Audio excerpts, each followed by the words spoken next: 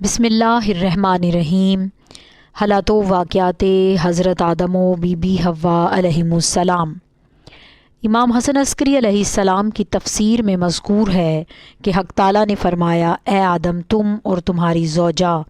بہشت میں سکونت اختیار کرو اور بہشت سے جو چاہو بغیر محنت و مشقت کے کھاؤ، اور اس درخت کے قریب مت جانا جو علم محمد و آل محمد کا درخت ہے، سوائے ان کے کوئی اس درخت سے نہ کھائے گا۔ حضرت علی، بی بی فاطمہ زہرا، امام حسن اور امام حسین علیہم السلام نے اپنے کھانوں کو مسکینوں، یتیموں، اسیر کو بخش دیا اور خود 3 روز روزہ رکھنے کے بعد جو کچھ مائے رسول خدا صلی اللہ علیہ وآلہ وسلم کے تناول فرمایا اسی درخت سے تھا، جس کی جزا میں خدا نے ان کی شان میں سورہ حل عطا نازل فرمائی۔ وہ درخت بہشت کے تمام درختوں میں ممتاز تھا، اور حق تعالیٰ نے فرمایا کہ اس درخت کے قریب مت جانا، ایسا نہ ہو درجہ محمد و آل محمد علیہم السلام اور ان کی فضیلت کی خواہش کرو،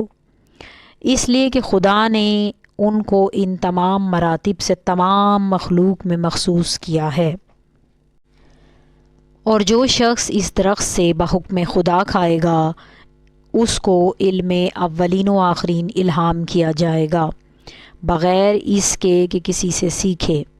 اور جو شخص کے بغیر اذن خدا اپنی خواہش سے کھائے گا، محروم و نا امید ہوگا اور خدا کی نافرمانی کرے گا۔ شیطان نے ان دونوں کو اپنے مکر و فریب کے ساتھ بہشت سے نکالنے کی کوشش میں بھٹکانا شروع کیا، اور قسم کھائی کہ بے شک میں تمہارے لیے ناصح اور خیر خواہ ہوں۔ شیطان سانپ کے دہن میں تھا جس نے اس کو بہشت میں داخل کیا تھا، اور حضرت آدم علیہ السلام خیال کرتے تھے کہ سانپ ان سے گفتگو کر رہا ہے، یہ نہیں جانتے تھے کہ شیطان اس کے منہ میں پوشیدہ ہے، لیکن پھر بھی آدم نے یہ کہہ کر رد کر دیا کہ اے سانپ، یہ ابلیس کا فریب ہے، کیوں کر ہمارا پروردگار ہم سے خیانت کرے گا، وہ تمام کریموں سے زیادہ کریم ہے، اور کیوں کر میں اس فعل کے ارتکاب کا قصد کروں جس سے میرے پروردگار نے مجھے منع فرمایا ہے۔ غرض آدم کو فریب دینے سے شیطان مایوس ہوا تو دوسری مرتبہ پھر سانپ کے دہن میں بیٹھ کر جنت میں گیا اور جناب حوا سے مخاطب ہوا، اس طرح کہ انہوں نے گمان کیا کہ سانپ ان سے ہم کلام ہے، اور کہا جس درخت کو خدا نے تم پر حرام کیا تھا اب حلال کر دیا، چونکہ اس نے یہ سمجھ لیا کہ تم نے اس کی اچھی طرح اطاعت کی، اگر تم اس درخت کا قصد کرو گی تو تم کو نہیں منع کریں گے، اگر تم آدم سے پہلے کھا لو گی تو ان پر مسلط ہو جاؤ گی اور ان پر حاکم بن جاؤ گی۔ تو حوا نے کہا کہ میں اس کا تجربہ کرتی ہوں، پھر اس درخت کی طرف رخ کیا۔ ملائکہ نے چاہا کہ ان کو ہٹائیں تو حق تعالیٰ نے ان کو وحی فرمائی کہ حربہ سے اس کو دفع کیا جاتا ہے جو عقل نہ رکھتا ہو،